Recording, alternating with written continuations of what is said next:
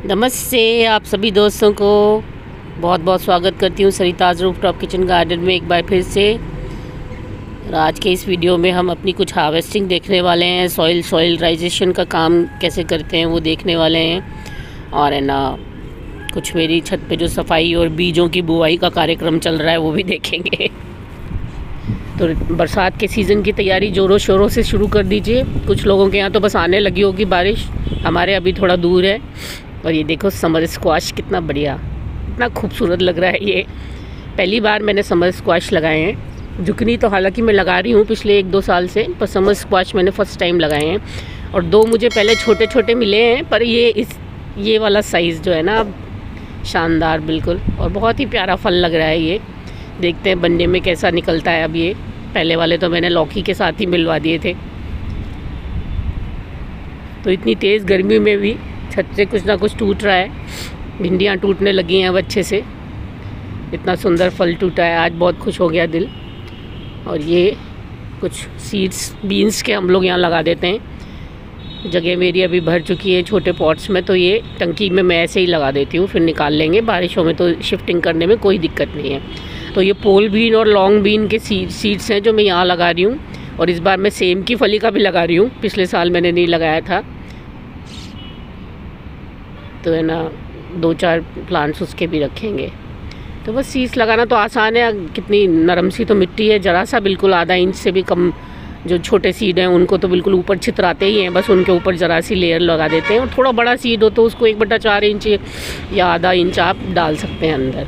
ज़्यादा अंदर सीड्स ना डालें तो फूटने में दिक्कत होती है, नहीं तो फिर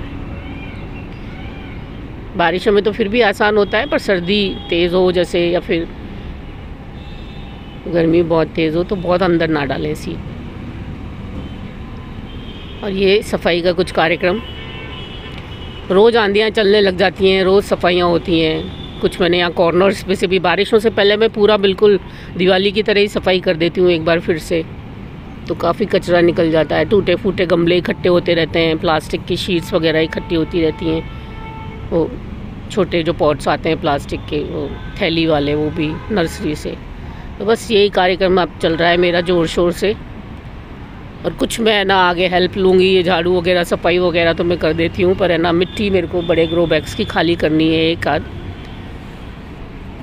तो कुछ मैं सफाई लूँगी। अब मैं ये भी फेंक ही रही हूँ काफ़ी सारे मेरे पास, क्योंकि 100 के करीब पॉट्स हैं छोटे, मैं उनमें आराम से सीड लगा सकती हूँ, तो पॉलीथीन्स की ज़रूरत नहीं है। और एक कूलर हमारे पास लगा हुआ है, उसके ये बचे हुए जो होते हैं पर्दे मैंने टाटी हमने रख लिए हैं इस बार, क्योंकि मैं स्ट्रॉबेरी में मल्चिंग करूँगी इनकी। मेरे को मिलता नहीं है कुछ मल्चिंग करने के लिए, तो बहुत अच्छे से धो धुआ के इनको और फिर है ना स्ट्रॉबेरी की मल्चिंग करेंगे इसमें। तो ये मैंने संभाल के रखे हुए हैं। और ये मैं आपको दिखाती हूँ कि सॉइल सॉइलराइजेशन का काम हम लोग कैसे करते हैं। मिट्टी को अगर जो भी फंगस हो आपके, नेमाटोड्स हो आपके, और भी मिट्टी जनित रोग हो, वो सब ख़त्म करने के लिए तो इसके लिए हम लोगों को पॉलीथीन चाहिए होती है। और किचन गार्डन में हम आराम से कर सकते हैं, क्योंकि बहुत बड़ी बड़ी मिट्टी नहीं होती। देखो मेरे तो बहुत बड़ा ढेर लगा है ये। तो इसको मैं बताऊँ आपको कि बहुत बड़ी सी ये हमारी पेंट के टाइम पे शीट आई थी, तो रखी हुई थी ये मेरे पास। तो ये मैंने इसमें पूरी मिट्टी इकट्ठी कर दी है। ये शीट के ऊपर ही इकट्ठी की है मैंने मिट्टी, नीचे नहीं करी हुई है। और है ना इतनी बड़ी शीट थी कि ऊपर से अच्छे से ढक भी जाए ये इसमें। तो मिट्टी गीली करके आप इसमें है ना बंद कर दीजिए बिल्कुल, कि हवा जाने का वो ना रहे चांस। और बिल्कुल धूप में रख दीजिए आप उसको बंद करके। तो हफ्ता 10 दिन भी आप रख देंगे ना, तो अंदर जो वो भाप बनेगी या अंदर जो ह्यूमिडिटी क्रिएट होगी ना, तो उसकी वजह से सारे नेमाटोड्स हैं, फंगस हैं, सब कुछ ख़त्म हो जाता है मिट्टी में से।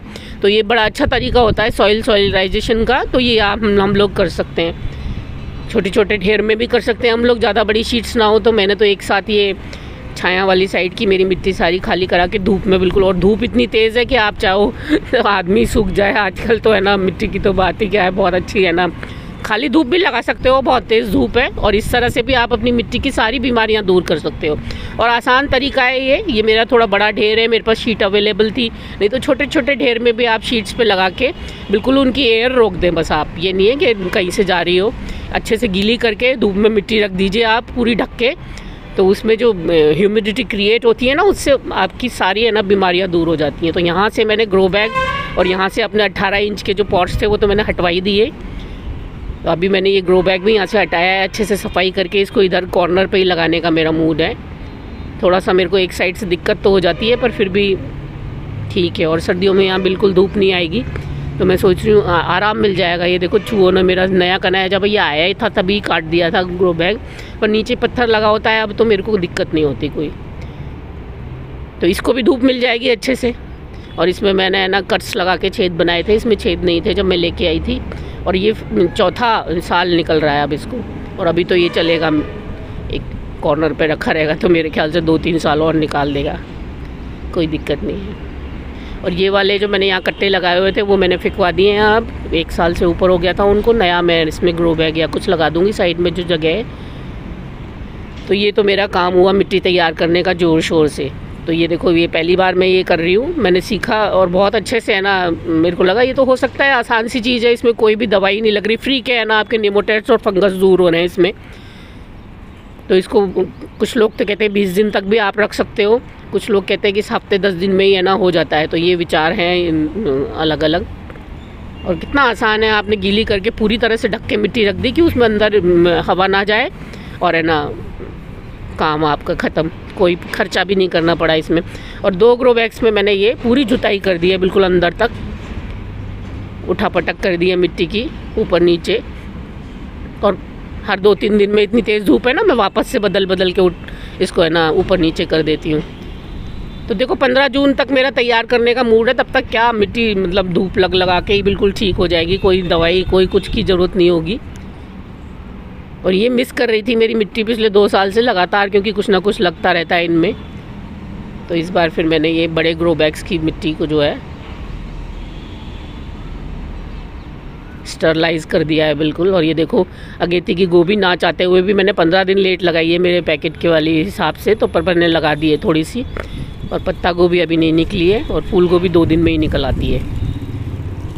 2 दिन में ही 1 जून को मैंने ये सीड्स लगाए थे, और ये कुछ 2-4 पहले के लगे हुए थे उसमें भी निकल आए हैं। और 1 जून को मैंने कुछ और भी सीड्स लगाए थे, बीन्स मैंने आपको दिखाई थी अभी उनके साथ, उसमें भी निकलने लगे हैं कुछ तो 2 दिन में ही फूटने लगे हैं। ये सब पॉट्स में निकलने लगे हैं अब।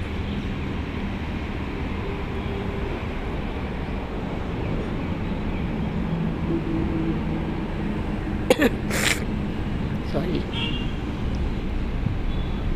गर्मियों में बारिशों में सीड्स निकला। ये देखो सारी बीन्स 2 दिन में 2 रातें हुई हैं अभी मुझे लगाए हुए। और ये तो मैंने 2-3-4 प्लांट्स तो पहले लगा दिए थे चौले के बीन्स के, और ये पोल बीन और है ना लॉन्ग वाली बीन्स के सब निकल आए हैं जो मैं बोए थे 1 जून को।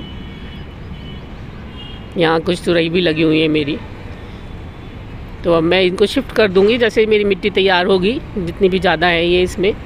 और यहाँ मैंने कुछ भिंडी भी लगा दी थी, मैंने कहा कोई एक आध खाली हुआ अगर तो मैं और लगा दूँगी। मक्का बनने लगी है मेरी। अब बेचारे ओले पड़े थे जिस दिन और तूफ़ान आया था उस दिन काफ़ी गिर गए थे, बांध के मैंने खड़े कर रखे हैं कुछ तो, पर फिर भी है ना रिज़ल्ट दिखने लगा है।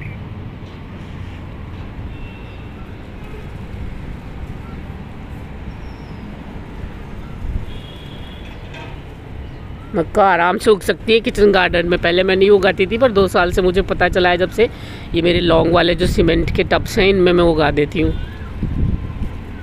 और लास्ट ईयर वाला ही बीज मैंने अब डाल दिया है। बस इनको ऐसे जब निकल जाए तो थोड़ा सा हिला के नीचे से पॉलिनेशन के लिए डाल सकते हैं हम लोग। तो ये काम बस मेरे है ना चल रहे हैं ज़ोर शोर से। मिट्टी तैयार हो रही है, पौध उग रही है, सफाइयाँ हो रही हैं बारिश की तैयारियों में। आप भी अपने किचन गार्डन में बिल्कुल लग जाइए और बारिश के लिए बहुत अच्छा सा सीज़न लीजिए। बहुत बहुत धन्यवाद, नमस्कार।